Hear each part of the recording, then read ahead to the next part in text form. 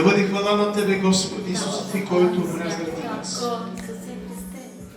Ти, който възкръсна. Ти, който отиде на небето, за да ни приготвиш място.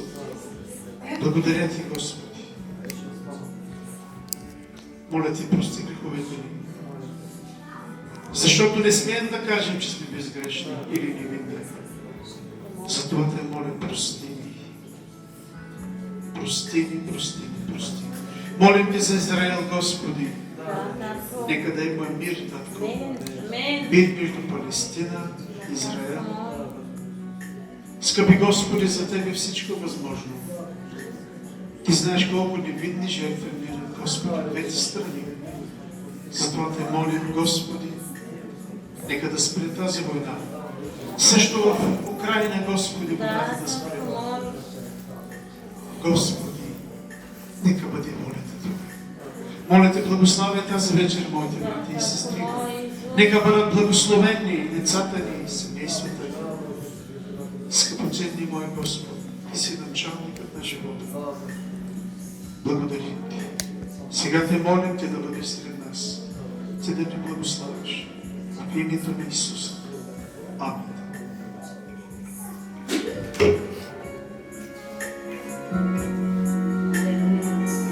Бог на Авраам, Бог на Исак, Бог на Яков, Ти си Израилия Бог.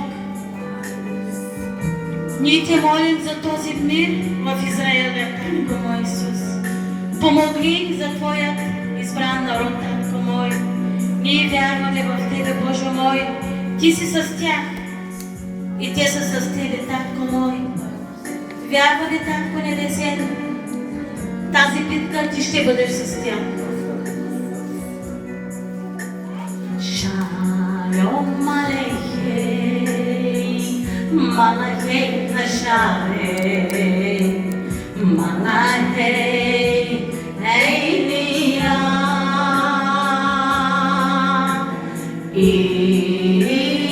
имелей, мохеми хамлахей, хахабош барохо.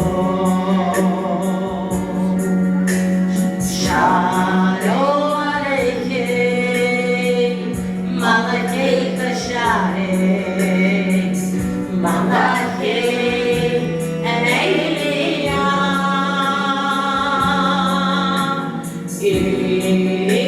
Imelei,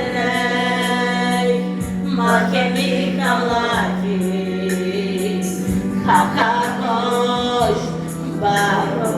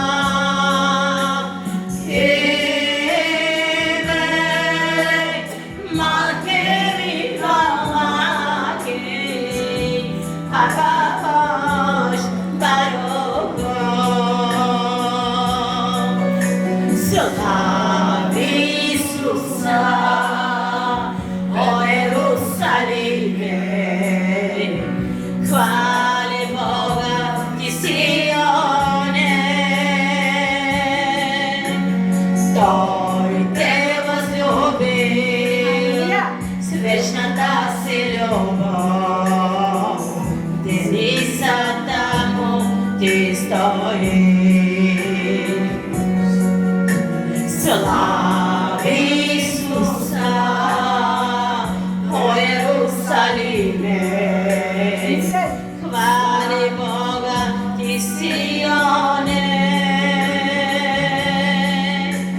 Той те възлюбил с вечната си любов. стоит. Мир на Израиль мир, милостати върху тебе. Посрещни царя твой, познай го ти, Исусе той. Мир на Израиль мир, милостта му върху тебе. Посрещни царя свой, познай го ти, Исусе той.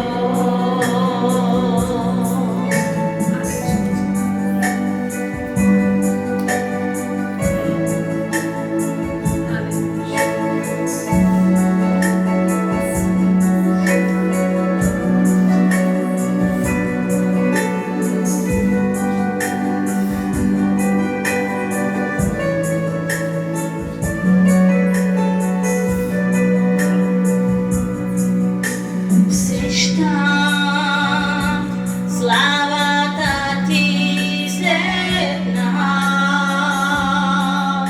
движи се ти сега,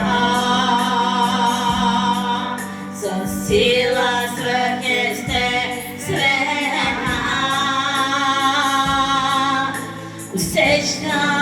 Усещам славата ти сред нас, движи се ти сега, със сила свръхестествена. Равей, Рафа, Елохим, Шадай, Ирей, Адонай, яви се Господи, Явей, Рафа, Елохим, Шадай, Ирей, Адонай, яви се Господи. Твоята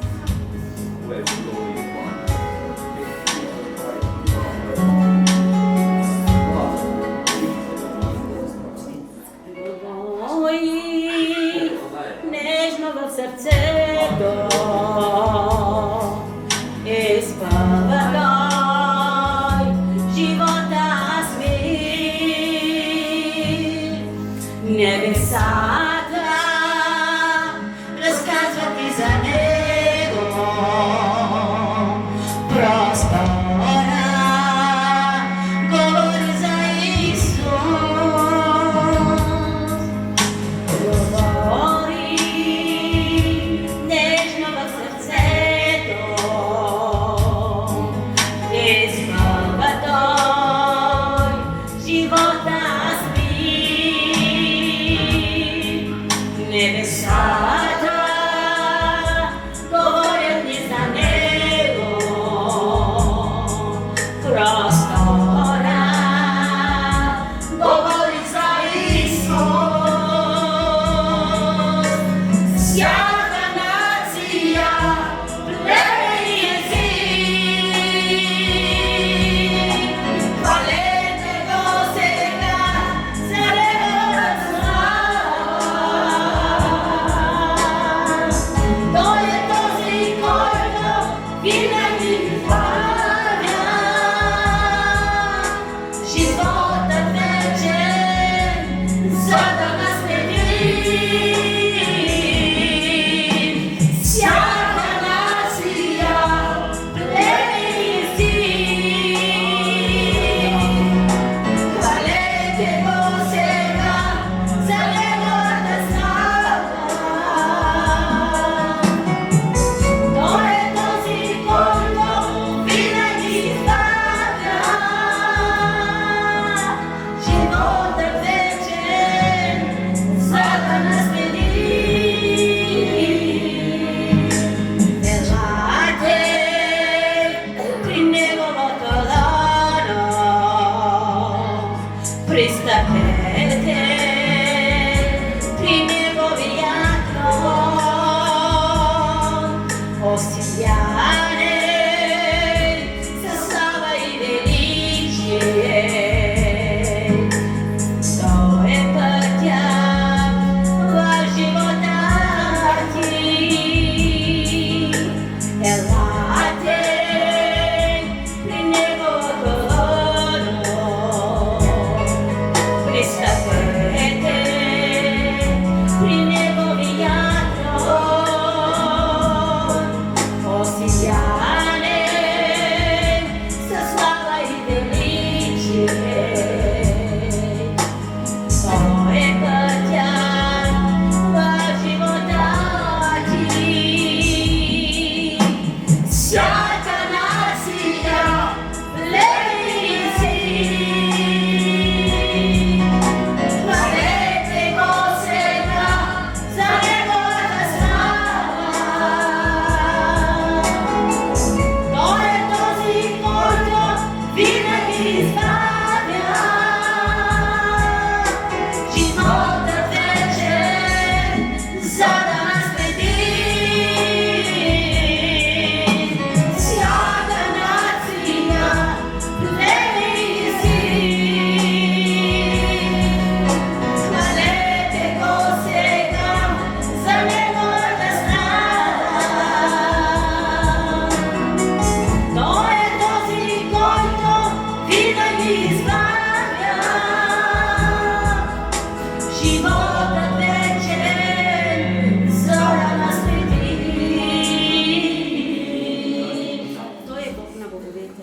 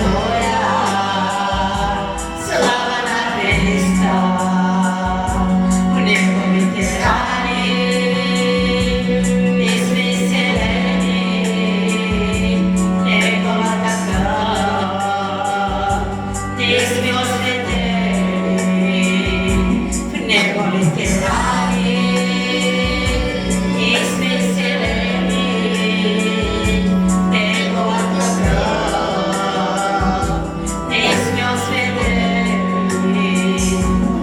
Алелуя, Сатаната губи. Алелуя, слава на Христа. Алелуя, Сатаната губи. Алелуя, слава на Христа. Благодаря, мили Боже, че ни прости греховете. Благодаря, мили Боже, че ни прости греховете. Алелуя, Сатаната губи. Алелуя, слава на Христа. Алелуя, Сатаната губи. Алелуя, слава на Христа. Слава на Христа! Да чуем Словото Божие, брата и сестри. Евангелието Матея, 14 глава, 22 стих. И на часа Исус накара учениците да влязат в ладията и да отидат преди Него на отсрещната страна, докато разпусне народа. И като разпусне народа, изкачи се на хълма да се помоли насаме. И като се свечери, той беше там сам. А ладията беше вече насред езерото, блъскана от вълните, защото вятърът беше насреща. А в четвъртата стража на нощта той дойде при тях, като вървеше по езерото. И учениците, като го видяха, че ходи по езерото, се смутиха и мислеха, че е призрак, и от страх извикаха. А Исус веднага им проговори: дързайте, аз съм, не бойте се. И Петър му отговори: Господи, ако си ти, кажи ми да дойдем пред теб по водата. А той каза: ела. И Петър слезе от ладията и вървеше по водата, за да е при Исус.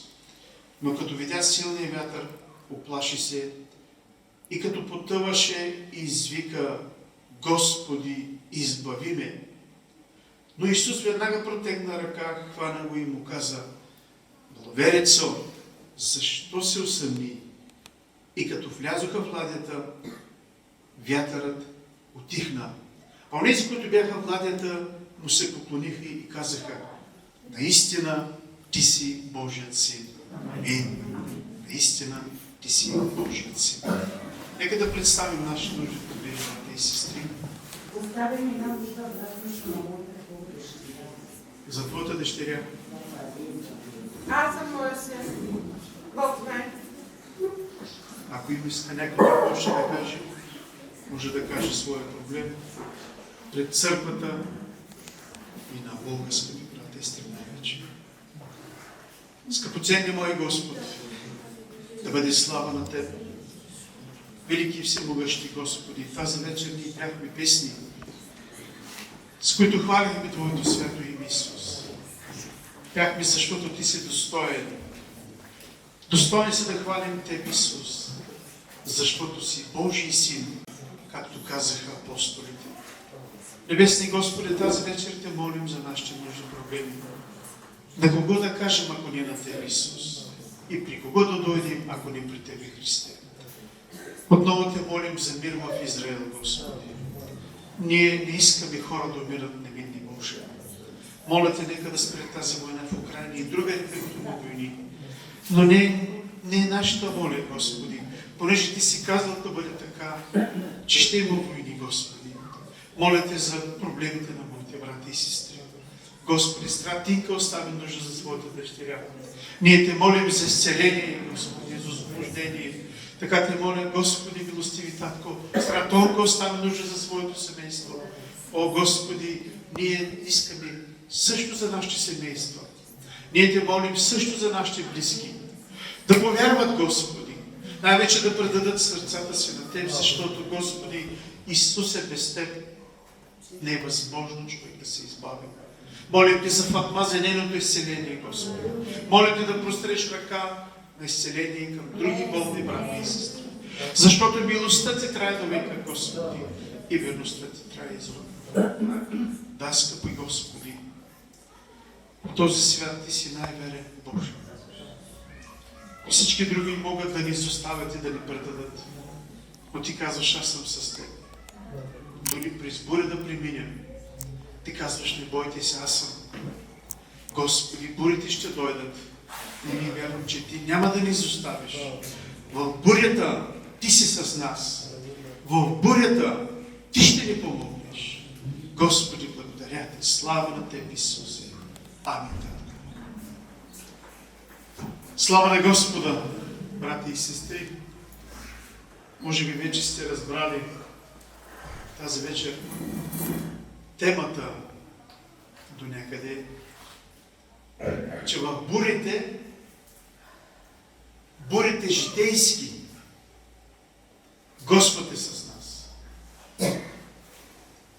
Скъпи брати и сестри, тази история, не само тази история, не само това, което тази вечер прочетохме, но навсякъде в Библията ние виждаме как Господ закриля своя народ.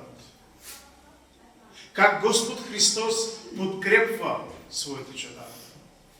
Дори да преминем през трудности, брати и сестри.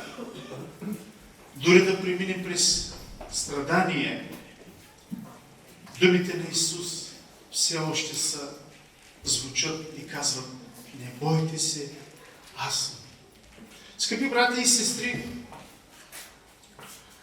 може би всеки един от нас се е опитал и е вкусил как Господ се грижи за нас, брати и сестри. Понякога не можем да видим, но знайте, брати и сестри, трябва да знаем, че Исус се грижи за нас. Той е като чубанин, той е като пастир. Като пастир, който се грижи за своите овце. Как един пастир, как един чубанин се грижи за своите овце, храни ги, пои ги, пази ги от вълци и още много други грижи полага чубанина за своите овце, за своето стадо. Така и Исус, брате и сестри, така и Господ се грижи за нас. Той не е спирал да се грижи за нас, брате и сестри. Христос не е спирал да се грижи за църквата си. Не само тук в Чирпан, но аз говоря в световен план, въобще цялата църква на земята. Христос не е спрял да се грижи за нас. Нека ви задам един въпрос, брате и сестри. Ние сме родители. Аз като виждам, тук все сме родители, бащи и майки. Когато децата ни са малки, ние си грижим се за тях. Всеки един от нас се грижи за своето дете. Когато е малко. А когато е голямо, пак се грижим. Тук има малко уловка, брат. Когато дори децата ни са вече много на такава възраст, ние пак се грижим за тях. Пак ни интересува за тях. Ако примерно детето ни е на 30, 40, 50 години, ние пак се грижим за него. Защо е така, брат? Защото обичаме децата си. Защото те са излязли от нас. Бащата и майката обичат децата си до край. Докле сме на този свят. Се грижим. Опитваме се, разбира се, не със същата сила вече, но все пак ние си грижим за децата си. Интересуваме се за тях. Така и Господ, скъпи брати и сестри, без значение на каква възраст сме. Исусовата милост, Христовата грижа не е само когато повярваме. но тя е и за целият ни живот. Сещам се едни думи има в Стария Завет там и казва Господи, Давид каза тези думи, казва Господи, когато остарея, когато косите ми побелеят, Господи, да не ме изоставиш. Така се молиш. Господи, да не ме изоставиш, когато косите ми побелеят. Иска да каже, когато остарее вече. Дали Господ ще остави детето си, дори когато вече е остарял, изнемощял, побеляли косите му, вече краката, ръцете и всичко станало вече не е както преди години. Исус казва, аз ще бъда с теб до край. Исусовата любов не е само когато ние сме активни и млади. Не е само когато, примерно, аз сега проповядвам, примерно, през тези години проповядвам и Господ се грижи за мен. Ще дойде време, аз няма да мога да проповядвам. Възможно е да остарея и да не мога вече да стоя тук да проповядвам. Дали Господ ще се грижи за мен? Ще се грижи, разбира се. Не само за мен, но за всеки един от нас. Слава на Господа! Неговата грижа не е само когато можем да му служим.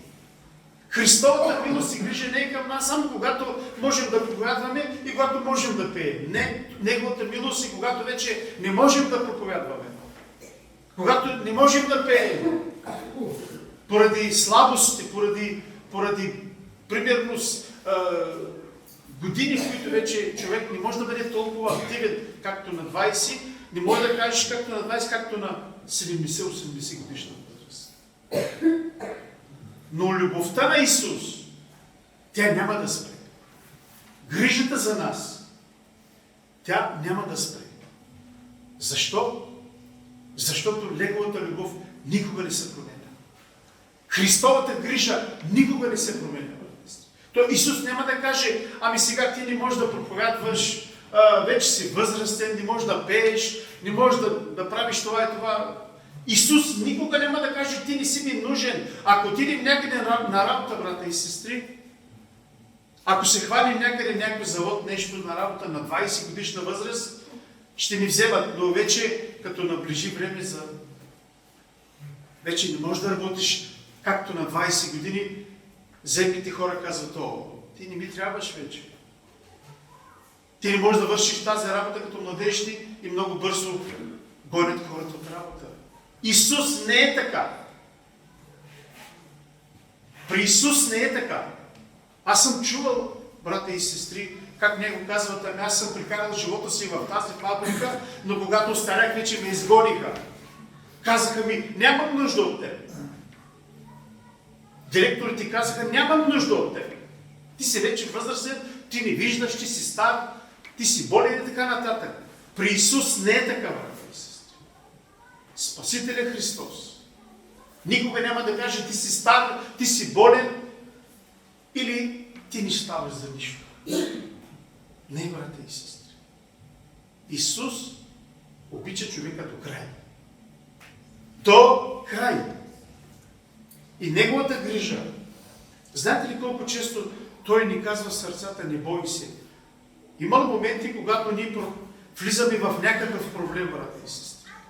Аз съм сигурен, че с вас се случвало, защото с мен се случвало. Влизаш в проблем, но като че ли сърцето ти е спокойно.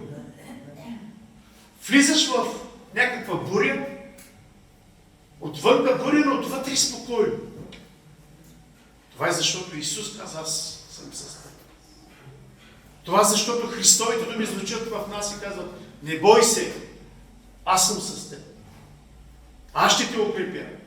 Слава на Господа.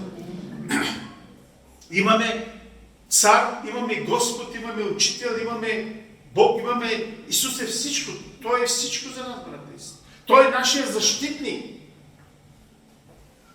Той е нашия адвокат, той, който застава до нас и ни защитава, брата и сестри. Днес чуха, казват, че дяволът отивал при Бога, за да ни клевети, за да говори срещу нас, за да ни унижава и да ни. А знаете ли кой застава до нас, брата и сестри? Кой ни защитава на небето? Самия Христос. Той ни защитава. Той е нашия... Ние не можем да отидем на небето да се защитим. Няма как да отидем на небето и да кажем, Господи, не съм виновен. Защото, брата и сестри, дяволът понякога гледа нашите слабости и грешките ни започва да говори и казва, Господи, виж църквата, виж Твоите чада и ни напада. И тогава Исус се намесва, брата и сестри. Христос се застъпва. И Той ни защитава, брата и сестри. Той е нашият защитник. Думата адвокат означава същевременно и защитник. Това е най-великото нещо, да имаш защитник Исус Христос. Да имаме адвокат, да имаме Господ, да имаме учител, да имаме чубанин, да имаме пастир, който да се грижи за нас. Не само да се грижи, но да ни защитава, да ни пази, брата и сестри. Не казвам, че няма да имаме проблеми. Не казвам, че всичко ще бъде съвършено и перфектно. Няма да е перфектно, брата и сестри. На този свят нищо няма да е съвършено и перфектно. Но в нашите слабости, в нашите трудности, Христос е близо до нас. Той не е далеч от нас. По-скоро ние сме далеч от Него понякога. Исус не е далеч от нас. Христос не е далече. Но ние сме далеч от Него понякога. За съжаление, хората сме далеч от Него понякога. Понякога се приближаваме толкова близко до Него. Но има моменти, когато сме толкова далеч от Него. Някой ще каже как е възможно това. Ще ви дам пример, брата и сестри. Юда Искариотски. Юда. Онзи, който продаде Исус за 30 сребърника. Знаете, този човек, чували сте за него? Той беше там, при Исус. Той беше в компанията на Христос. Той беше там с учениците заедно. Той с тялото си беше там, но със сърцето си беше много далеч от Исус. Не знам дали ми разбрахте, понеже децата дигат шум. Юда Искариотски, предателя, онзи, който продаде Исус за 30 сребърника. С тялото си беше толкова близо до Исус. С тялото си беше толкова близо до Исус, но със сърцето си беше много далеч от Него. За да го предаде за 30 сребърника, той беше много далеч от Исус. Така че понякога ние тялом сме тук, с телата сме тук, но понякога с сърцата сме много далеч, за съжаление. И въпреки тогава, дори когато сме далеч, Той ни обича, брат. Неговата любов, любовта на Исус Христос, тя не спира дори когато ние сме се отдалечили от Него. Аз съм чувал думи, казват братята и сестри, някои братя казват, Исус дори плаче за нас. Когато сме отдалечили от Него, когато сме вече не ходим с Него, както предишните години, Христос плаче за нас. Само един, който не обича, може да плаче за нас. Скъпи брата и сестри, някой ще каже, как е възможно Исус да плаче за нас? Да, плаче за нас. Христос, когато влизаше в Иерусалим, погледна града и Библията казва, че Той заплака. Не е за града. Не е за градските стени. Не за камъните. Исус не плачеше за сградите в Иерусалим, а плачеше за хората. Не. Плачеше за хората. Защото знаеше, че хората, тогавашните хора, ще се откажат от Него. Ще кажат, разпни го. Разпнете го по-точно. Брата и сестри, ние виждаме любовта на Исус и грижата дори на кръста. Ако Исус беше обикновен човек, като теб и като мен, ако някой ни бие и някой ни е извършил толкова злини върху нас, ние ще реагираме, ще отвърнем. Но онзи, който ни е бил, ще се опитваме и ние да се бием с него. Но забелязваме ли какво направи Исус? Каква беше реакцията на Исус там на кръста, брата и сестри? Думите, които той погледна към хората. Исус гледаше от кръста. Христос 3 часа. 3 часа Исус висеше на кръста и бавно умираше, брата и сестри. Дори в тези болки, дори в това свое страдание, Исус гледаше към римляните, към онези, които го бяха разпнали, към римските войници, които го бяха били, към римските войници, които бяха приковали с пирони. Но не е само към тях. Той гледаше и към свещениците, онези, които го предадоха. Онези, които го обвиниха, че Исус е лош човек. Гледаше към тях, гледаше част от апостолите, гледаше към хората и думите, които казваше Исус: Отче, прости им, он раба ашла. Прости им, защото те не знаят какво правят. Ако бях аз, ще да кажа: Господи, убий ги тези. Със сигурност ще да кажа така. Ще да кажа: Господи, нека да падне огън върху тези, които ме разпнаха. Ако бях аз, обикновен човек, грешен като аз. Но Исус не каза нека да падне огън върху тях. Помните ли, имаш такъв случай? Исус беше в едно село и там не го приеха и учениците казаха: Господи, да искаме от небето да падне огън върху тези да ги убие. Такива сме ние хората. Обичаме да отвръщаме на злото със зло. Обичаме, ако някой ни е направил нещо, и ние да му направим нещо. Такива сме хората. Такава ни е природата. И това всичко идва от греха, който живее в нашите тела. Но Исус не постъпи така. Исус не каза: нека да падне огън върху тези хора. Но каза: Господи, прости им. Боже, прости им. Те не знаят какво вършат. Понякога и ние не знаем какво вършим, брата и сестри. Случвало ли се като християни, като вярващи, не знаем какво вършим. И тогава неговата любов пак е към нас. Исус никога не е мразил човека, брата и сестри. Трябва да го разберем, че в Христовото сърце няма омраза. Той не мрази. Христос не мрази дори враговете си, онези, които го бяха били и разпнали. Но Той обичаше и тях. Връщаме се на думите, където казва: не бойте се, аз съм с вас. Грижата му, брата и сестри, неговата прекрасна грижа. Христос не ни е забравил. Не е забравил своята църква. Исус не забрави своите чада, брата и сестри. Нека ви проговоря за една история, понеже казвам, че Исус не забравя своите деца. Една история, брата и сестри, едно семейство,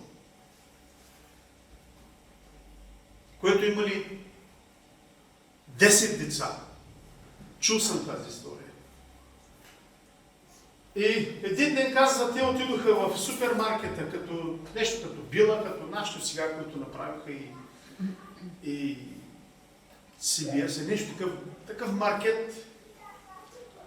И когато влезнали мъжът и жената в маркета и децата, 10 деца влезнали вътре и всички се разпръснали. Кой на където гледал се разпръснал? Бащата и майката напазарувал, напълнили кошницата с храна обиколили няколко пъти маркета и вече време било да се тръгна. Обаче как да се тръгнат, когато децата ги няма при тях? Едно-две при тях или 5, другите ги няма. И те казват, няма да тръгнем, докато ни се съберат всички. Няма да тръгнем, докато вашите братчета, сестрички, всички не дойдат и заедно да се тръгнем. Христос е така, брата и сестри. Той се грижи за всички свои деца. Не казват, тези хора не казаха, ами 5, намерихме 5 и да останат тук, не е проблем, мои сестри. Няма такива неща. Те изчакаха да съберат всички деца, до един, до последния. И тогава се тръгнаха. Така, брата и сестри, грижата на Исус е към нас.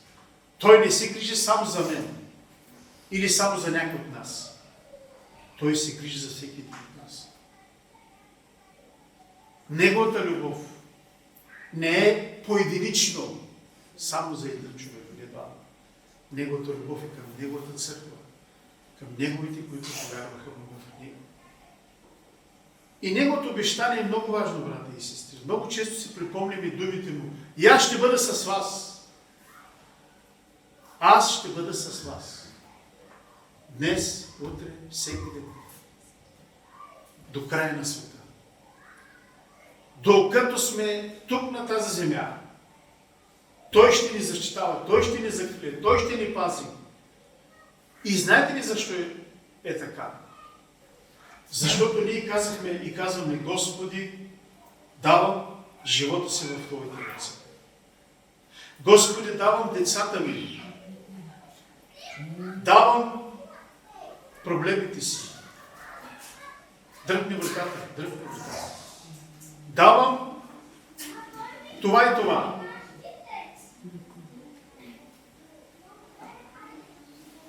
И когато ние кажем така, означава, че ние Му се доверяваме.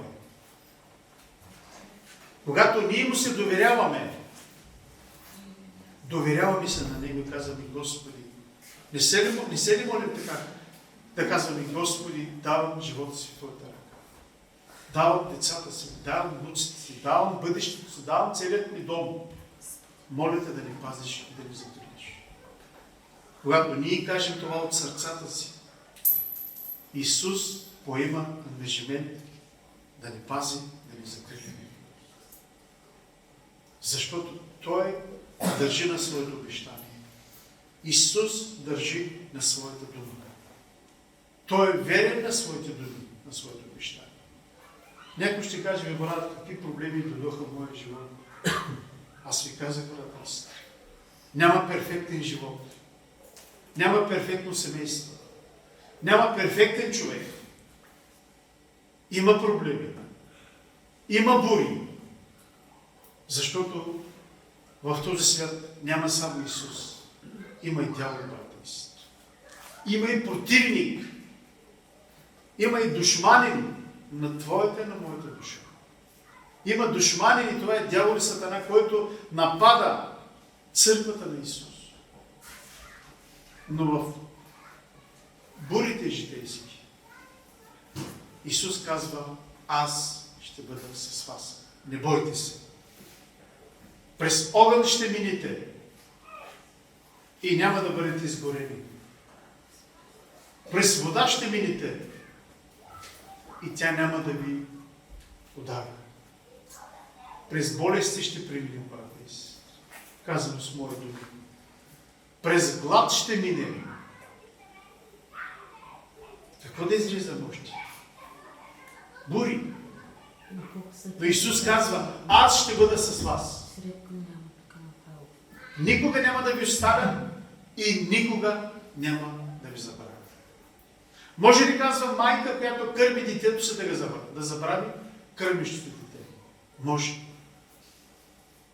Но аз казвам, никога няма да ви забравя. Майка, която кърми детето си, може да го забрави. Някой ще каже, как е възможно? Да, възможно. Има и жени, които са кърмили децата си, напуснали децата си, мъжете си и се омъжили за друг мъж, само за няколко часа. Има майки, които пък хвърлят децата си в буклука. Кърми го и го хвърля в коша. И се отказват. И сте ли чули такива? Пълно такива истории. Майки, които раждат, кърмят децата, кърмят детето си и го хвърля някъде. Или го оставя някъде. Чувал съм такива истории, брати и сестри. Но Исус никога няма да направи така. Исус Христос е Божият Син. Неговото име е любов. Слава на Господа! Нека се напесем. Да завършим.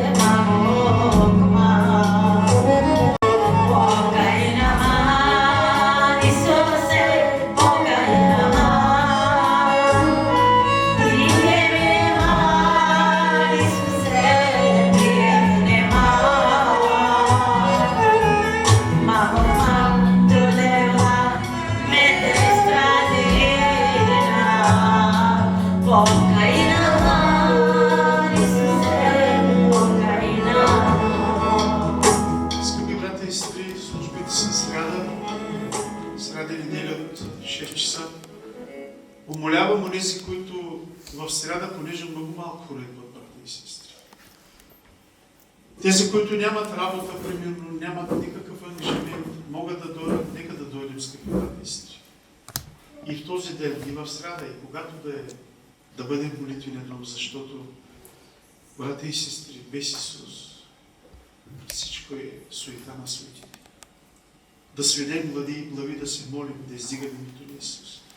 Скъпи Господи, благодаря Ти тази вечер, молим Те за моите брати и сестри. Скъпоценни Господ, надеждата ни в Теб и упованието ни в Теб.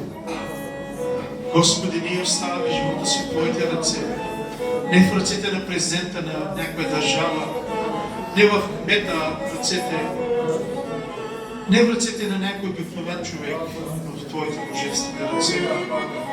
Ръце, които са прободени заради нас. Ръце, които знаят как да превръщат. Ръце, които знаят как да билуват. Оставаме се на Твоята милост. Моля Те за моите брати и сестри. Никой от нас да не се отиде, Господи, наскърбен на ранен, рождение и кръщение в святия дух. В името на Исуса Христа. Амин. Боже, мили благодат за всеки един от вас, брати и сестри. Бъдете благословени.